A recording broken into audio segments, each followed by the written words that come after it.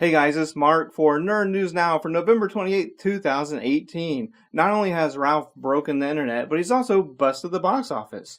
In other box office news, Lion King has shown a teaser for its new live action, or is it CGI movie, or who cares, because it's going to be the king of the box office next year. And SpiderMan Into the SpiderVerse is all set to come out December 14th, but guess what? It's already got a sequel. We'll talk about that and more on Nerd News Now.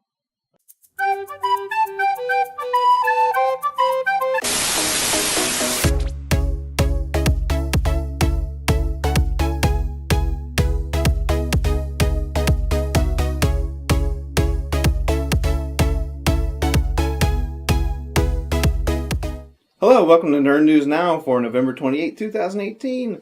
I'm Mark, along with Miss Jen. As always, Ashford is out, but in his place is Steve from Inner Gamer. How's that show going?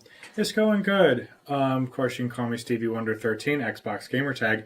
Just filmed a brand new episode destroying my favorite series of all time, Fallout. Watch the whole video for it. I almost break down in it. And now, that was such a hotly anticipated game, so do you think, was it a situation where they rushed it, or did they just mess up on it altogether? Bethesda does one thing really, really well, which is single-player games, open-world single-player games. I own Skyrim 4 different ways, and if I had a Switch, I'd own it 5 different ways. And that game has made so much money that you could have a Scrooge McDucky in Vault with it. They need to stop the idea of them doing multiplayer. Do what they're good at. They should stick to their lane. They farmed out the Doom multiplayer, and it was really successful. They decided we're going to do open world, and we're going to do nothing but multiplayer completely outside their realm, and it flopped. And that probably doesn't help coming off the heels of Red Dead Redemption, right? Red Dead destroyed them. Spyro, the Dragon remastered, destroyed them. Yeah. Which is just a remaster of classics. So. But stepping out of your wheelhouse and expertise, and especially in a time where other people are mastering it, that's going to be a recipe for disaster. Oh, yes. From what I hear, they're lawyering up because people are demanding refunds. Wow, really? Yeah. I haven't heard of that in a while. The articles just came out today. Okay. So definitely look into that, because I already tried to get a refund and it's not happening. Yeah. Wow. Well, another thing people aren't going to get refunds is movies, but hopefully everyone enjoyed the movies that they went to over Thanksgiving. Do you guys do that? Like, do you have a tradition of going to movies on the holidays, or do you avoid it like the plague, like me? I used to go. I didn't think there was anything out this particular weekend that I just had to rush out and go see. That was just my personal opinion. I'm still waiting for the edge of SpiderVerse. I work way too much. So I work retail, so I basically worked through most of that. And I don't like going on Thanksgiving and Christmas because let's let people have off that day. I don't, Yeah. I'll go another day, sure. I want to see a couple movies that are coming out or are already out badly. I made it a point not to shop on Thursday because I just feel bad. Like, the GameStop was opening at like 3 p.m. I'm like, that is. I mean, they've already crossed the line. They've already crossed the line. I used to work retail. I had to get to work at 4 a.m. and work all day, and people were angry and all that. But doing it on Thanksgiving is like a whole new level of like, ugh. I may or may not have gone on Thanksgiving. Well, I mean, the other way to look at it is, well, they're going to be open whether I go or not. But I just personally, it. Yeah, I know it does. Bring it back to midnight so I can go wait in line, play my video games, have it feel like an event. Now it just feels like we ate, so I guess we go shopping. I don't know. And for the most part, I mean, there were some really good deals, but for the most part, especially in the realm of video games, they just take that Black Friday label off and slap on the Cyber Monday. I mean, for a lot of the online stuff anyway. And they're going to keep doing this. Like, if I had time to do a podcast about shopping, I would, because I really think that the deals are not going to really save you money between now and January 5th. Because they're going to keep coming up with different combinations, like the free shipping, the 15% off, this item's on sale, this item's not. But at the end, I think it's just going to even out. Probably. But as far as a lot of people did go to the movies over Thanksgiving, Wreck-It Ralph since Tuesday night made 84. So that franchise, that franchise is a healthy.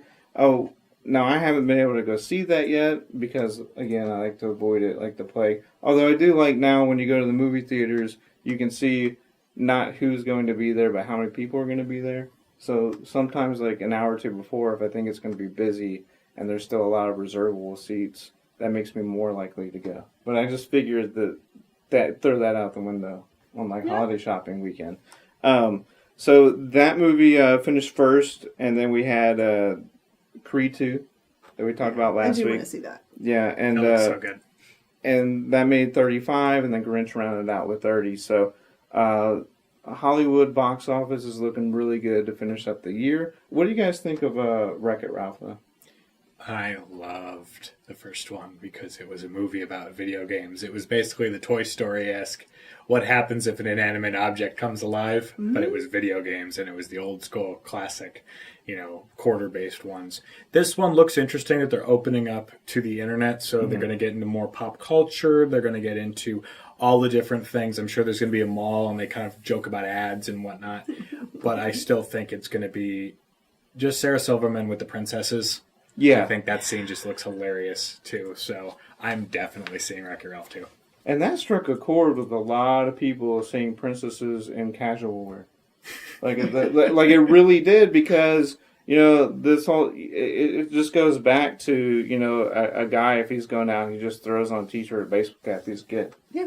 But if you're a woman, you got to get a freaking fairy godmother, some dancing rats, some pumpkins. You got to be back on time before everything all goes to heck. But but it looks interesting, and animation is just killing it right now.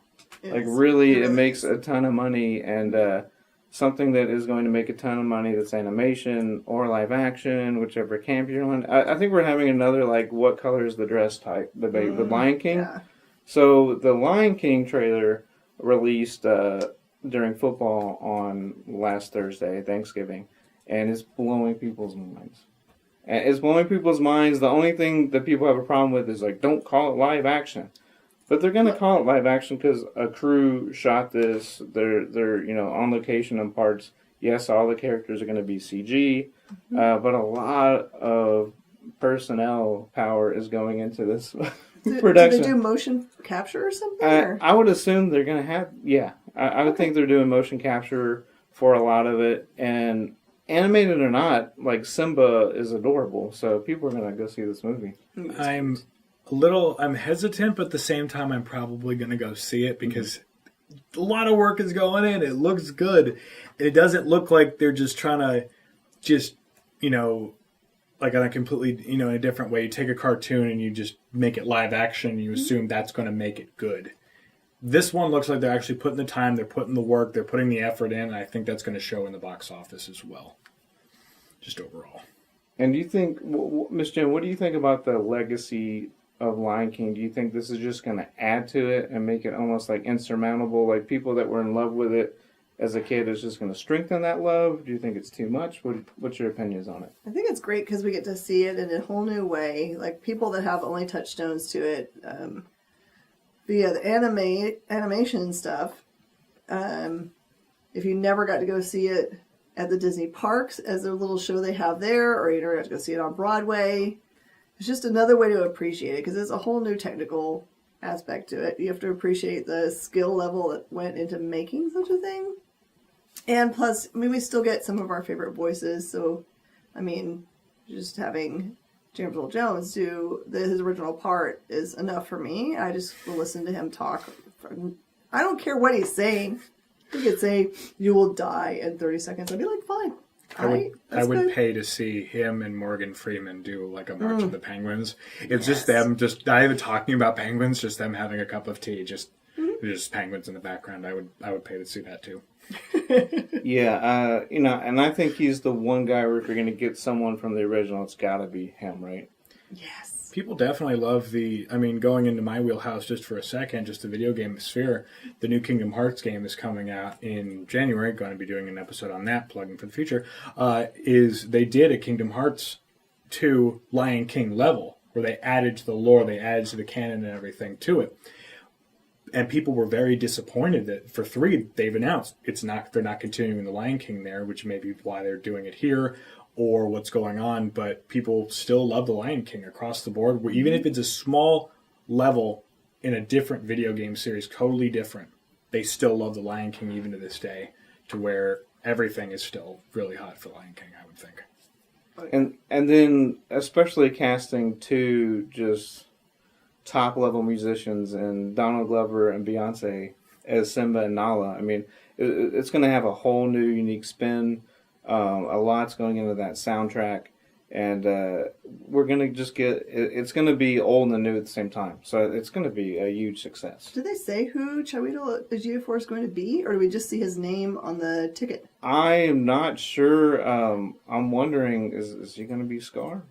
Oh, I don't know. I like it. There's been so much. All I know for sure is Seth Rogen and Billy Eichner from Billy on the Street as Timon and Pumbaa, and that's going to be hilarious. Ooh, that could be good. Yeah, that's going to be good. And, this is all coming out well before Dumbo, which comes out, Yes. at Christmas time.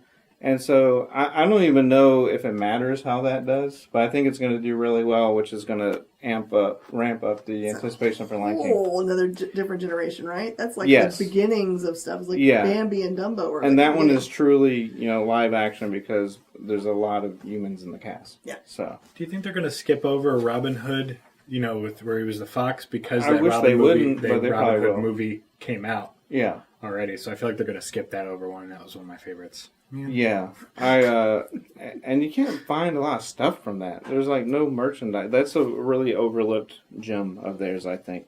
Okay. Something that has not been overlooked. So on December 14th, you just mentioned it a few minutes ago, we get SpiderMan Into the SpiderVerse. Well, guess what? They've already announced a sequel. But guess what? Let's do it. But guess what? It's going to be Spider-Man. all female. Yes. I mean, like, All right. and So Spider-Gwen and and- Silk. Spider-Gwen, Silk, Spider-Woman, Spider-Girl. Also, other women from the Spider-Man universe, such as Black Cat. Well, that's Okay. the rumor. Black Cat's rumored.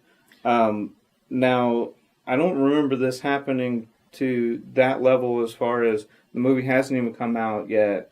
Then you announce a sequel already, but you're also taking the sequel in probably a different direction that people didn't anticipate, right? And what's great is, Marvel itself, the MCU, has not had a female-led movie yet. Obviously, Captain Marvel's coming out. Mm-hmm. There's been lots of rumors of A-Force, so I wonder if they're kind of testing the waters with that.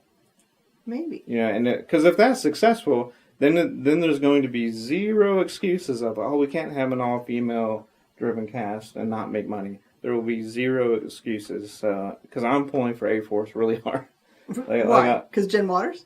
No, just because the whole thing. that team. Obviously, if She-Hulk and Medusa were able to come to the MCU, which rights-wise they can have anyone now. Yeah. But I really dig that comic and that concept.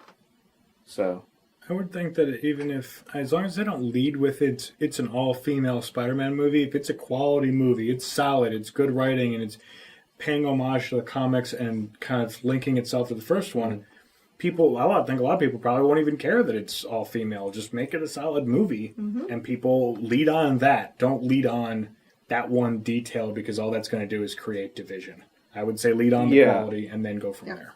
But unfortunately, I think that they, especially producers who are watching the money, I think that they still think in that mindset. We do need to get to the mindset you're speaking of, but I just think for now, the articles I read, it's highlighted, all female cast. It's like we're going back to Ghostbusters, though, Yeah, and they even did a marketing campaign solely trying to capture my demographic, which was the young guy, and it was just like there was nothing in that movie for me across the board. I didn't like that movie. I didn't see it because I liked it. there was nothing in it for me. It was all ladies, and there was the one guy, and he was the eye candy for the ladies. There was nothing there for me. But I liked it because Kate McKinnon was in it. But also, I think there was an easy fix to that movie. One, stop. They need to stop. Well, they need to stop focusing on the fact that we're going to reboot this, and like you said, that they're highlighting it with like this is going to be all female.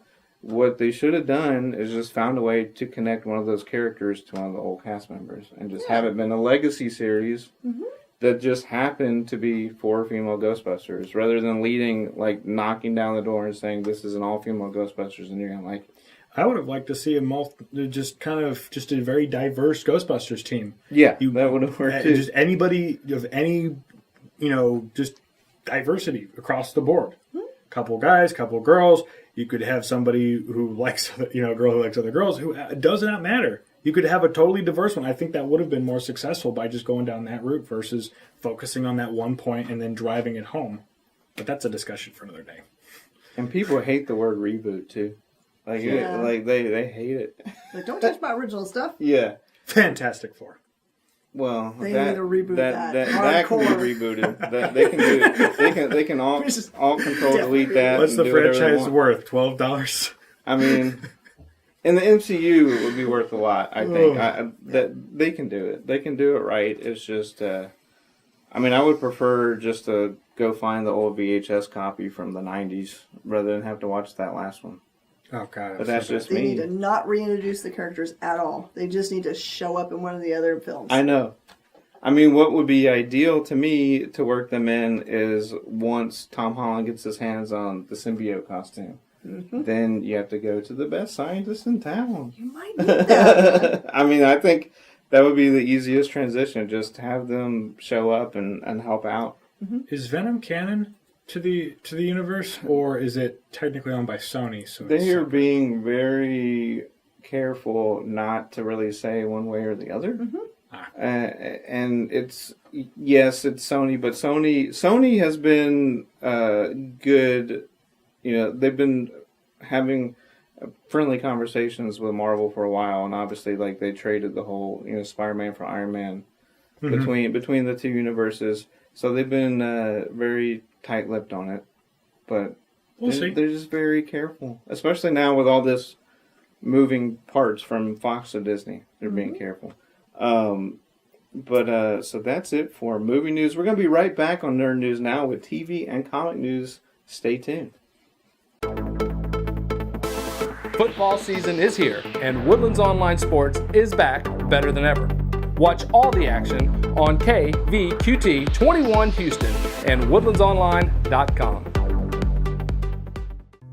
For home repairs, call John Moore, where quality is guaranteed. If the problem returns, so will we. No extra charge. Call John, get more. 730-2525. Welcome back to Nerd News Now. So we cover movies. Let's jump into some TV news. We're going to lead off on a somber note. The creator of SpongeBob SquarePants, Steven Hillenburg, passes away at age 57. He had ALS, otherwise known as Lou Gehrig's disease. So our hearts go out to him and his family and all the fans of SpongeBob. That show started back in 1999, so this upcoming year will be the 20th anniversary. Do you guys have any ties to that? Any thoughts on SpongeBob? My family and I watched just about a month or two ago the first season in comparison to the newest season. Just watching the first episode of SpongeBob where, he gets his job and has to get that turbo-powered spatula, and just the one line Mr. Krabs has where it's like, do you smell it, Mr. Squidward? That smelly smell that smells smelly. And then all the sardines bust in. We just died laughing from just that original. And then I gotta say the newer stuff had a hit or miss. They were mining for mustard, and then at one point he goes, oh, those unaccompanied miners, and then the miners just kind of walk off. And I'm like, okay, that was funny. But it was hit or miss on the newer stuff. I love the old school SpongeBob, and just the fact that it was just a powerhouse of Nickelodeon, that I love the old school. The newer stuff, I have respect for. That if it's continued, that it's going to still be solid. But I love me the first couple of seasons. And it's sad to see that the owner passed. Or not the owner, the creator passed. Terrible shame.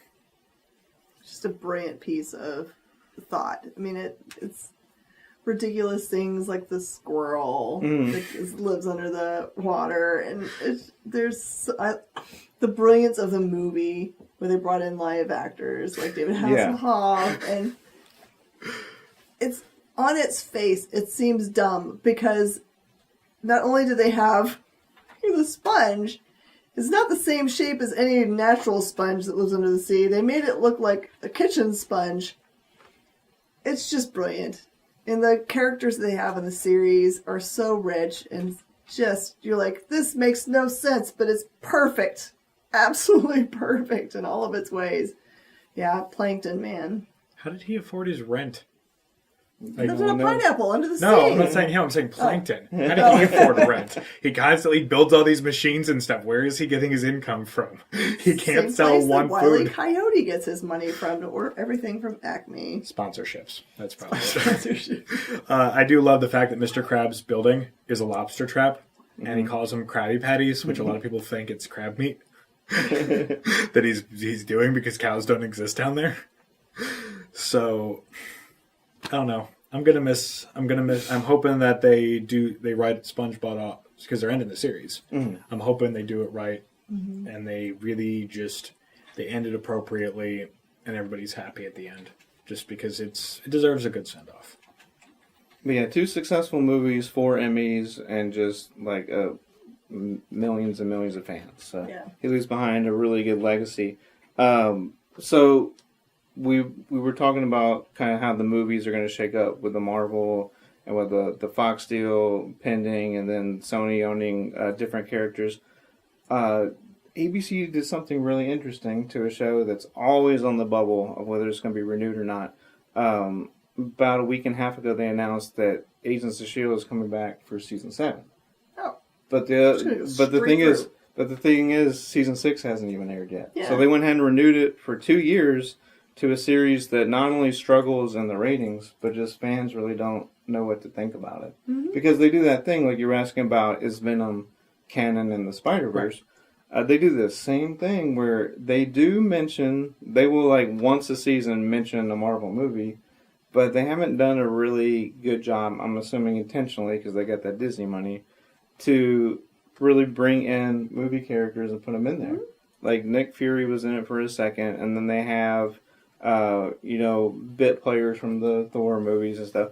I really like the show. I'm glad that Agent Coulson and everyone will be back. But I really wish that they would just go all in on making it, canon part of the MCU. Because obviously Coulson was in the Avengers, met his demise, came back, spoiler. But I mean, there's been 19 movies, so I'm going to talk about them. As far as like, it's been long enough that I think you can talk I think it's fine. The first Thor movie, right? So I have a question for you. Yeah. Do you think in this next season that it's going to start with a bunch of piles of ash? I would really hope so. Me oh my too. god, they have so many areas that they can go with Yeah. this. Yeah. I would really hope so, because that, to me, would be like, okay, now you have the commitment. And maybe with that 2-year commitment, now maybe they can make the commitment on screen as well. Yeah. To really have it be a part of what's going on in the MCU. I think it also is dependent on, well, they pushed back the release date, so it's going to be, later next year. So, after more effects, yeah. But they can always do flashbacks. So we don't know what's going to happen with Avengers 4 yet. By the way, rumor there's going to be a trailer maybe dropping this week. More stuff. Now I have to make decisions about whether I'm going to watch it or not. Well, Avengers. Oh yeah, because you don't like trailers. No, just for ones I have an investment about going in fresh for. Like Captain Marvel, I have an investment to go in fresh. I have not seen one bit of those trailers. They do have a countdown via Marvel.com as of Tuesday, 100 days till Captain Marvel. And this has nothing to do with the fact that I'm a female, by the way. This has everything to do with the fact that Danvers kills it. She has so much power. I just want everyone to understand how powerful she is. When she shows up, she's going to bring some real gravitas. Yeah, and the Russos have already confirmed, like, we're going to show people that don't know that she is like a top 5 most powerful character in the Marvel Universe. So I cannot wait for that one. I'm not a huge Miss Marvel fan, but I'm going to see it. It looks like a good movie, and I don't think that it has anything to do with the fact that she's a female. I've said it before earlier in the show. It doesn't matter. If it looks like a good movie, it'll be a good movie. It's a great character, and if they have a great story combined with it, the Marvel movies so far have been more positive than negative. I would say Thor 2 was a little dry. Yeah. But otherwise, most of the Marvel movies have been absolutely fantastic. Because Darcy in it, it's always good. And her intern. And I'm still if the Marvel, the DC, the Marvel logo, the MCU logo comes up, I'm going to go see it. It's across the board. I think the only movie I haven't seen was the first Ant-Man, just because stuff continuously happened, but I saw the second one. I absolutely loved it. So you still haven't seen the first one? I still haven't seen the first one. Oh, you gotta see it. I saw the second one, though, so I'm just like, I'll see the first one eventually. You need to. That's some good stuff. Yeah. So from one rabid fan base to another, they made this announcement a couple weeks back, but we haven't had time to cover it yet. So, Disney Plus is launching the streaming service. That's going to dictate a lot of stuff shuffling around. They're going to pull their stuff from places specifically like Netflix. They're going to be making all kinds of live action series. We have like the rumor, and I'm hoping it's true, of almost like a buddy cop type show of Falcon and Winter Soldier. Oh! Yes! I mean, they're going to pair those two up. They've already confirmed Scarlet Witch and Loki series. That's a weird combo. Separate series. Are you talking about? Oh, I thought they were going to be a buddy cop movie of Loki and No. Scarlet Witch, and I'm I like, wish. why? I They wish. don't. They have Wonder very, would that work? very few connections. Like, well, I can do magic, so can I. It's like They're very Christmassy together. they would Yeah. be, but But so in addition to that, they're hitting the ground running with Star Wars as well. So they've already announced 2 live action series. Some big casting news from one of those. It's going to be The Mandalorian, and it almost sounds like from the synopsis, it's almost going to be like their version of the Western. So imagine like a character with twin pistols and almost like a Boba Fett type gear, but it's not Boba Fett. So like intergalactic bounty hunter. I know all about the Mandalorians. Yeah. An army So- of Jango Fett's. Yes, please. Those guys hunt Jedis. Like those. Yes, please. I would love a TV series of just Mandalorian stuff. And I think they found a great actor in Pedro Pascal. That's who they casted. You might know him from The Red Viper, from Game of Thrones. And then also he was the lead in the first 3 seasons of Narcos. And he's a big movie star right now. So I think it's a good idea. They're going to invest money into it because it's Disney. So, and I think it gives them the opportunity to flush it out. And there's no word yet on with Disney Plus. Is it going to be bingeable shows, or are they going to try to spread it out and do week to week? But I think either way, I think if you have 10, let's say you have 10 1-hour episodes, it's going to be so much better for them than having all this pressure of the movies, especially since there's been so much just like critical and fan backlash against the last couple, especially Solo. But at the same time, it's like they're calling these movies failures when they make $300 million. So I thought Solo lost money. I mean, at the end of the day, probably just because they spend so much marketing with it. Right. I'm saying in total, in dollars. Yeah, but I liked Solo. Donald Glover was great. Yeah. Chewbacca was funny, and I liked the guy who played. He played Haymitch in the Hunger Games. Mhm. Woody Harrelson? Yeah, I forgot the name. No, those guys, those points were great. Otherwise, it was just kind of bland in my opinion. Rogue One was really good. I loved Rogue One. I think Solo, that was just like, hey, I'm Han Solo.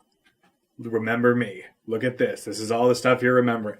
I felt like they were trying too hard, and it came out kind of bland, to be honest. But hey, I would watch a series for Lando if it starred Donald Glover. Oh yes, please. That would be awesome because Atlanta is one of my favorite shows. But if he jumped over and did that, I'd have no problems with that either. I'd also the one thing I'd like to see, just if we're pitching shows and somebody from, Disney is watching this, the one thing I would want to see is, you remember from when they landed on the planet and they caused all that ruckus and all that stuff and they were trying to escape the ship and everything, and there was that kid who just at the end just puts his hand out and just forces the I just want to show about him. Just the unnamed kid. I want a show about him, or I want a show where every episode is a different character in the Star Wars universe. It's just a 1-hour show. Yeah, of just different, kind of like the mythos, or kind of like they did with Matrix. Yes. Whenever, I mean, even like 15-minute, live action or animated, just kind of one-offs. Yeah, I would love some of that. I think in the era of TV, I think they'll have a better shot on the streaming service than doing the movies with all the marketing and all the expectations and stuff. Yeah, because it just like it lets it kind of just sit there and people can come at it and not, there's just not the stress of like, it comes out Thursday night, so we got to trash it by Friday morning. You know, like there's not. So I think having this, and there's going to be 2 live action series to start, and I think 4 animated series are in the works as well. So They did some good animated series. They have. I mean, and like Clone Wars is even being revisited. That scene where Grievous just wrecks all those Jedi and Ki-Adi-Mundi, that scene will haunt my childhood because he destroys like multiple Jedi all at once and just slaughters them. He's like, we got to go back. He's like, no, they're dead. Let's go. And that's that scene. Look it up. It's actually really cool. But I mean, obviously, Disney Plus is not going to fail because once again they have Disney money. Disney bucks. But I think that this does give fans, like we always say we're living in the golden age of TV. This is one of those things. You're going to have all that mythos of the Star Wars universe at your fingertips. So talking about another streaming service you may have heard about, Netflix. They've really made a big blockbuster acquisition this week. They, in conjunction with the estate of Roald Dahl, they signed a contract to be able to produce a lot of his works in an animated series. Now, it doesn't include James and the Giant Peach, but it pretty much includes everything else. So, Matilda, Willy Wonka and the Chocolate Factory, and the long anticipated, they've been waiting for someone to do something with this, Charlie and the Glass Elevator. So they had like a 15-second teaser online with a Wonka bar being unwrapped and the golden ticket with the names of the first things they're going to put in that series. And then, of course, it turns around and it's Netflix. So they're making a real grab for this stuff, I believe, because once Disney Plus comes, they're going to have to really up their game in family entertainment. Now, to me, all the Roald Dahl stuff is kind of creepy. Especially when I think about Willy Wonka and the Chocolate Factory and that boat scene, I can't do it.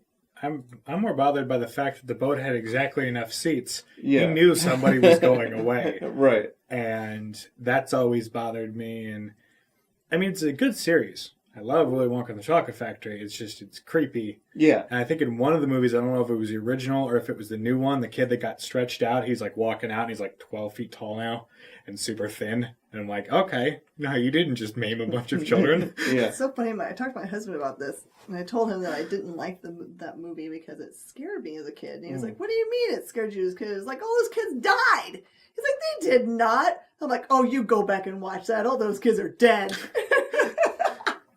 3 days later, after Charlie takes over the factory, the police and the FBI raid the factory. Right. Who's the owner? He is. We signed it over to him. Well, Right. sir, you're free to leave. Take all of your orange little people with you. All our candy's made with love and children. And Augustus Gloop, yeah. But, I mean, that was like, well, a lot of them, I get it. Like, when they were going through that factory, it was like their greed that was their demise. Mm-hmm. For most of them. Do you know how much food poisoning that probably cost? Probably. Just because Probably a lot. they had to drain that entire river of chocolate. And if any of that got out, that's food poisoning right there. That's a couple of lawsuits. There's Oompa Loompas in there too. Don't worry about it. Do you think by walking in the factory, they're like, well, anything that happens, you can't sue us. Just have like an Oompa Loompa out there with a little contract you got to sign to go in. What I'm really curious, though, is how they're going to do this animated. Like, you think they'll do, like, small installments or, like, a 90-minute animated movie? Because that's another thing where it's like people, they hold it near and dear to their heart. I guess, like, the Johnny Depp remake, kind of like people were so stung by that at first and now they're over it because they're just like, well, whatever. Yeah, I'm okay with it. Yeah. You could do episodic cartoon, just like Saturday morning cartoon, and just have it take place in the world there. Yeah. I want a prequel. I want to know because they go into the lore just a little bit where they're like, oh, they used to have lots of people that worked there. It was like the pillar of the community where everybody worked there and everything. But then people started stealing all the recipes and selling them. I want those stories where he's hiring people and then people betray him. And it's kind of like that kind of show. That's what I want to see, to where he, at the end of the series, the last thing you see is the gates just close up and he's just standing in the tower by himself. That's what I want to see personally. I think this will give them the ability to do that. And especially if it's popular, they're going to, re-up it. But I don't know how long this contract is for. So let's move ahead to real briefly comics this week. Yeah. It seems like Marvel's going to kill Wolverine for the millionth time. Yay. This is called Dead Man Logan. Why? It's written by Ed Brisson, and it's basically going to be Old Man Logan's swan song. But it seems like he's going to use the last bit of his energy to take out Mysterio, who, of course, why not? made him do some really awful things when this whole thing started in the Steve McNiven run of Old Man Logan when that character was created. You heard anything about this one? Actually, I didn't get to read this one because it was read by one of my co-workers. But I will tell you that the cover art is so killer. It looks just brutal. He's all torn up. He's like one level away from zombie look. He is covered in blood on that cover, so I think it's not going to be a high body count series, is my guess. Well, I think what's interesting about it is they touched on it in Logan, but they didn't go into a lot of painstaking detail on what happened. But obviously in Old Man Logan, Mysterio is the one that kind of warps his mind to make him do some really bad stuff. So it'll be good to see him. I mean, we'll see. Maybe he'll decide not to get the revenge. But I just think Logan, the movie, was so perfect. I'm interested to see how this version of the character goes out. And then over on DC, we've talked about Aquaman movie. We're all excited for that. Now they have, this week, penned by Scott Snyder, is Aquaman Drown Earth. To kind of round out what's going on in Justice League right now, or with that crossover. Have you heard anything about that one? There's been some prelude action between that and I think Justice League. The covers have been killer. So for all the books, they've been doing a main cover, and then they've been doing all the images they've been using for their B cover, all painted covers instead of like traditional comic book art. But they've been using the Momoa image, and they're all really, really great. So the series has some real legs. It's interesting because DC has another series that's going on right now, Witching Hour, which is also Justice League Dark and crossing over with, I can't remember the other group. So it's been tough because there's two really awesome little mini series that they're both end capping them the same way. Or like this one is Aquaman Justice League, and it was Justice League Aquaman, and they've got a bunch of stuff in between this and each individual issue. So you got to chase all those pieces down. But I think it's going to be a great series. And now, Steve, you're normally the host of Enter a Gamer, so you probably haven't been able to talk about what are your thoughts on Aquaman, the movie, coming up? I think it looks good. I mean, granted, if we're talking old school Aquaman, I mean, I felt like he was, and I'm going to say something, don't yell at me, that originally the old school Aquaman, if you weren't getting robbed by a lake, river, stream, ocean, or pet store, he was pretty useless, in my opinion. Then they kept adding superpowers and strength and the trident and all that kind of stuff. This new Aquaman, I think this new Aquaman movie is going to do better than Justice League did. Because I liked all the individual characters of Justice League. I like the fact that he drinks and he just like throws liquor bottles all over the place. I think it's going to be good, and I'm going to go see it, definitely. I think it's going to be good if it follows in the footsteps of Wonder Woman. I think this new Aquaman one's going to be good. If we're talking, actually, I just did something with Aquaman. The new Lego DC Villains game came out, and they have his alter ego, Sea King, who's just a blonde version of him, but he's the evil version of Aquaman. Okay. He's one of the villains in the game, and I'm actually playing through that. Review coming later. Gotta do plugs. But no, I'm excited for the Aquaman movie. It looks really good. And obviously this book is probably, for the most part, they timed it to promote the push for Aquaman, of course. But I think with Scott Snyder penning, it's definitely worth a read. Miss Jen, any other notable releases this week? Out of Image is a book that I think might be overlooked, but I think everyone should give it a try. It's a book called Warning. It's essentially an introduction of a bunch of guys that are gearing up and think a lot of themselves, by the way, because a lot of it happens as inner monologue. They're gearing up to go and try to do some kind of big military action. You're not really sure what they're doing. You get more and more pieces of it as you go through. But what you end up finding out, it's not like a spoiler alert because it doesn't rob you from anything from reading the book, is that it looks like there is some kind of invasion that's headed Earth's way. It looks to be of a serious threat nature. The art is just killer. It's really, really gorgeous, and I'm looking forward to seeing where they're going with it. It looks like they're addressing it very seriously. So, I mean, anytime I can get Colonial Marines going to do their thing, I'm all about it. Yeah, well, there's just so much stuff out right now. And with the holidays, there's all these blockbuster movies. But one thing we have to remember is comics don't ever stop. So there's going to be something every week. Well, that's all there is time for this week on Nerd News Now. Want to thank our special guest, Steve. Your gamer tag is Stevie Wonder. Stevie Wonder 13. Check him out on Enter Gamer for all your video game review needs. As always, Ms. Jen and Mark for Nerd News Now. See you next time.